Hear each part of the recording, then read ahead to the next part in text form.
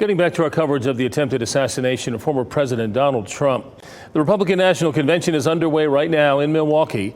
North Carolina delegates have told WRAL the security is tight, but the mood is positive. Our Capitol Bureau Chief Laura Leslie joining us live from Raleigh with what they are seeing out there. Laura? You know, Gerald, here at the legislature, we have to go through airport type security every day. There's an X-ray, metal detector, bag check. You know, it's kind of a pain. Well, delegates in RNC in Milwaukee are having to go through multiple versions of that at multiple checkpoints every day. And it's even tighter now after Saturday's attempt on former President Trump's life. North Carolina GOP Chairman Jason Simmons has been in Milwaukee since last week, so he's seen the barricades go up. He says police from all over the U.S., including some from Charlotte and Cary, are there to make sure attendees are secure. There is a couple of layers as you arrive into the convention center, and obviously that's what's visible to the public. So public safety is a high priority, and we're feeling very safe here in Milwaukee. 11th District GOP Chairwoman Michelle Woodhouse is also a delegate, staying at a hotel inside the security zone. She said security is tighter than it was for the RNC convention in 2016. Law enforcement has even shut down a bridge that passes over the convention site. We were just talking with the manager here at the hotel where the delegation is staying. It took her 2 hours to get through the security checkpoint to get to work today. You might expect RNC attendees to be upset or angry about the attempted assassination of former President Donald Trump. But Woodhouse says she hasn't sensed that so far. She said they're excited to hear from Trump himself later today. I think President Trump's remarks tonight will be remarks around unity, and the delegation here, I haven't sensed any anger. I truly do think, Laura, it's relief and enthusiasm and excitement going into this convention.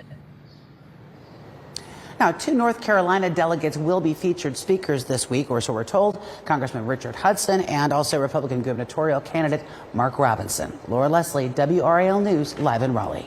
This assassination attempt comes as the presidential election season is only getting busier.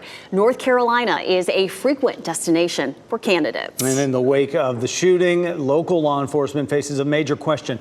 What does this mean for security at future rallies? WRAL's Eric Miller has been looking into this for us today. And Eric, you just spoke with Wake County Sheriff Donnie Harrison. What do they have to say to you? Yeah, Jeff, former Sheriff Harrison provided advanced security for years over the course of his career and worked with more presidents and presidential candidates than he can count. And includes with former President Trump's team back when he was candidate Trump in 2016 when he visited right here at Dorton Arena. Former Sheriff Harrison telling us that preparing for one of these events, that was a weeks-long process. You not only have to secure the building, screen the thousands of people walking through those doors, you also have to screen the surrounding buildings and pay especially close attention to things like rooftops in the area, as well as the route a candidate or president is going to be getting to an event venue like this. Still, he says that complacency is a major risk in a situation like this, handling an event like this. Comments that we've heard echoed not only by Harrison, but by other security experts, including former FBI Assistant Director Chris Swecker. Take a listen to what he had to say. And so it's a multi-layered threat, a multifaceted threat. And I think going forward, you're going to see that complacency. I think we might have wrung the complacency out of the system. I don't know if there are resource issues that's being discussed, but I think that there is a natural posture of complacency that creeps in. Former Sheriff Harrison says the changes that we'll see at upcoming rallies, upcoming events, that'll likely hinge on what comes out of the investigation into this shooting.